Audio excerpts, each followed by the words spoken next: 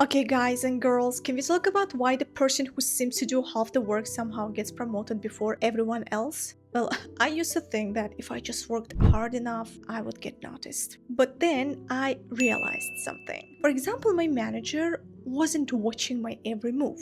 I know that they were juggling back to back meetings, then hundreds of Slack messages, deadlines, and all the time the constant fires that they needed to put out. And they were not evaluating every hour I worked. And that's exactly where the problem actually starts. I love this topic and I did quick research on it yesterday and wanted to share it with you here. So, there's actually a psychology concept behind this. Back in the 70s, two psychologists, Daniel Kahneman, the one who we know and the one who wrote the book Thinking Fast and Slow, and Amos Tversky, they discovered something called the availability heuristic. Basically, your brain doesn't make decisions based on all the information. It makes decisions only based on the information that's easiest to remember. That's why people are often more scared of flying than driving, for example, right? Because plane crashes, they are everywhere in the news.